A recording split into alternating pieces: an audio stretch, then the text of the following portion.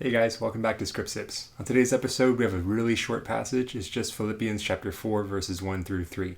So if you haven't gotten your Bible out and gotten there, go ahead and do that. While you're doing that, let me give you a little bit of background. The background is actually just the verse right before our passage, chapter 3, verse 21.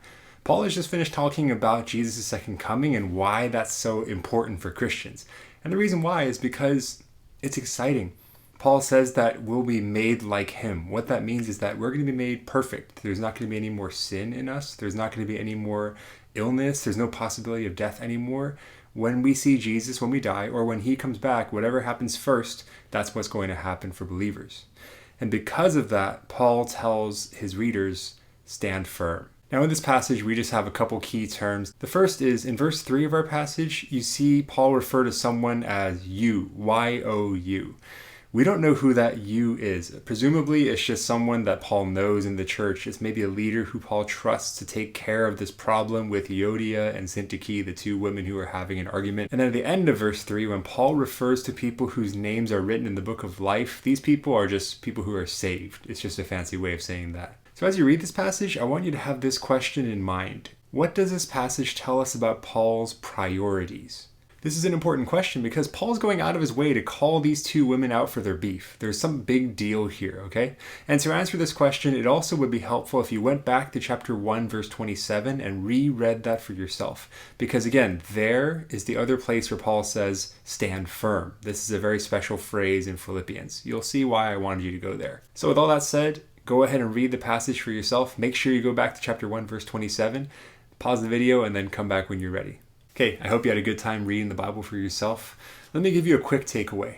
This passage, again, emphasizes unity, especially in conflict, right? This is a passage that doesn't talk about how to resolve your conflicts, but it's a passage that tells us that we have to resolve our conflicts. Unity is so important for Paul that he actually goes out of his way to call these two women out because of their beef, okay? Back in the day, when a church got a letter like this, what happened was the person went up to the front of the room where the whole church was meeting, and then they would read Paul's letter in front of everyone. And you know what happens? When they get to chapter 4, Euodia and Syntyche start blushing because Paul talks about their beef and he tells them to stop arguing and grow up. And I think this moment is really important for us because sometimes we can brush off the conflicts that we have with each other, right? We can brush off the beef that we have and we can just say, oh, but I'm focusing on myself and I'm just like being the best Christian that I can be, and look at all the Christian things that I'm doing. My beef with them isn't really that important. We're fine. I love them. I just don't like them that much.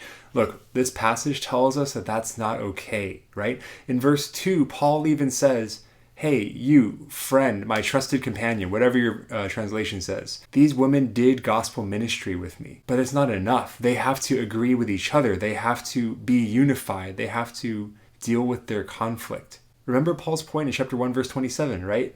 The way to live in a manner that's worthy of the gospel is first to be in unity with other believers, to have loving relationship with one another, to care for each other. And in this passage, it tells us to not be in conflict with each other, to actually agree and get along. So to apply this to your own life, you might think, well, is there someone else in church that you disagree with, that you have beef with? Because this is a really great reminder for you to be like, oh, I have to deal with that and I can't just sweep it under the rug.